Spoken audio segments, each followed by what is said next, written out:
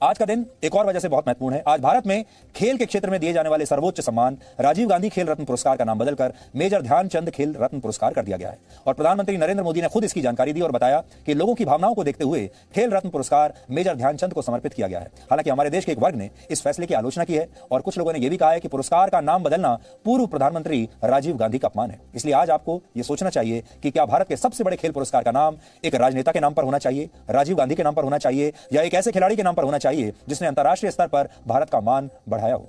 हमारे असली खेल रत्न कौन है?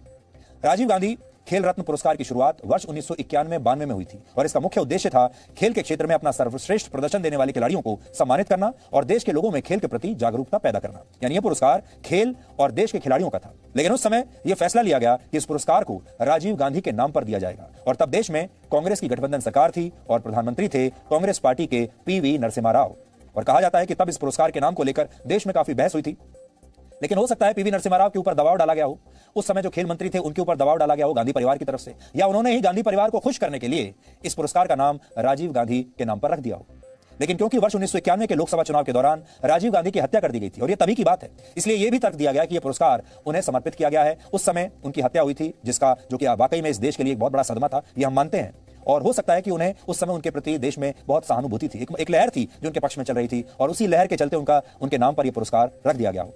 जबकि खेल के क्षेत्र में राजीव गांधी का ऐसा कोई खास योगदान नहीं था। हमने बहुत ढूंढने की कोशिश की कि खेल के क्षेत्र में राजीव गांधी का असल में क्या योगदान है, तो उनके पास केवल एक ही उपलब्धि थी और वो ये कि जब वर्ष 1982 में दिल्ली में एशियन गेम्स हुए थे तब राजीव गांधी इन खेलों की तत्कालीन ऑर्गेनाइजिंग कमेटी के सदस्य थे, मेंबर थे उस कमेटी।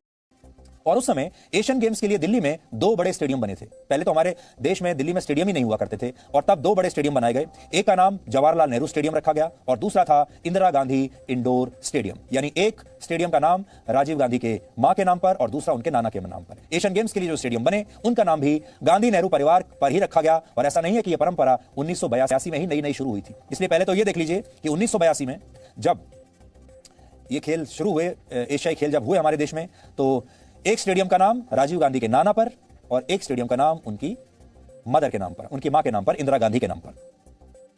आजादी के बाद से ही भारत में सड़कों से लेकर शिक्षण संस्थानों और पुरस्कारों तक सबको गांधी नेहरू परिवार की पहचान से ही जोड़ा गया। वर्ष 2015 में एक आरटीआई डाली गई और उस आरटीआई के माध्यम से पता चला कि देश भर में ऐसी कुल 64 सरकारी योजनाएं हैं जिनके नाम गांधी नेहरू परिवार पर है। इनमें तब 12 केंद्रीय योजनाएं थीं। इसके अलावा 28 स्पोर्ट्स टूर्नामेंट्स और ट्रॉफीज भी इन्हीं के नाम पर हैं।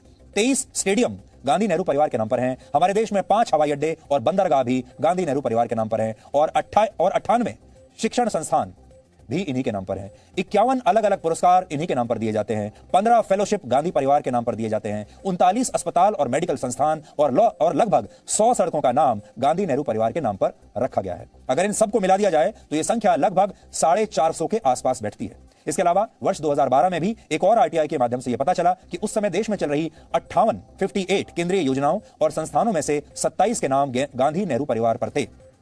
और वो इसलिए था क्योंकि 2012 में तब कांग्रेस की सरकार थी, डॉक्टर मनमोहन सिंह प्रधानमंत्री थे। अब आप खुद सोचिए कि इस देश पर किसने अपने नाम का लेबल चिपकाने की कोशिश की है। यहां पर एक मानसिकता को समझने की कोशिश कीजिए। यह वो दौर था जब कोई भी बच्चा जब पैदा होता था तो जिस अस्पताल में पैदा होता था उस अस्पताल का नाम गांधी नेहरू परिवार के नाम पर रखा होता था। उसके बाद जिस पार्क में खेलने जाता था उसका नाम भी गांधी नेहरू परिवार के नाम पर होता था। जिस सड़क से वो बड़ा होकर गुजरता था वो भी गांधी नेहरू परिवार की। फिर जिस स्कूल में जाता था, जिस कॉलेज में जाता था, वहां पर भी गांधी नेहरू परिवार का नाम होता था। फिर जो वजीफा या स्कॉलरशिप मिलती थी वो भी गांधी नेहरू परिवार के नाम पर मिलती थी। इसके बाद सरकार से कोई और मदद किसी योजना के तहत अगर मिलनी होती थी वो भी उन्हीं के नाम पर मिलती थी। उसके बाद कोई रोजगार को लेकर नई योजना वो भी उन्हीं के नाम पर मिलती थी। अब इसके बाद जब आप हवाई अड्डे से फ्लाइट लेने जाएंगे वहां पर भी गांधी नेहरू परिवार का नाम देखेंगे। अगर बंदरगाह पर जाएंगे वहां पर भी गांधी नेहरू परिवार का नाम देखेंगे। यानी पूरा एक इकोसिस्टम ऐसा बना दिया गया कि आप जैसे ही अपने घर की खिड़की खोलेंगे, अपने घर से बाहर निकलेंगे, आपको कोई ना कोई चीज गांधी या नेहरू परिवार के नाम पर दिखाई देगी। और अगर आप अपने घर में भी बंद रहेंगे, जब किताबें खोलकर देखेंगे, स्कूल में पढ़ने जाएंगे तो किताबों में भी वही मिलेगा। और जब घर आकर टीवी देखेंगे तो टीवी में भी वही मिलेगा। जब अखबार पढ़ेंगे तो अखबार में भी वही मिलेगा। क्योंकि तब का जो मीडिया था असल में गोदी मीडिया तो उस जमाने में था जिसने आपको 70 साल तक कभी पता ही नहीं चलने दिया कि इसके बाहर भी कोई और दुनिया है।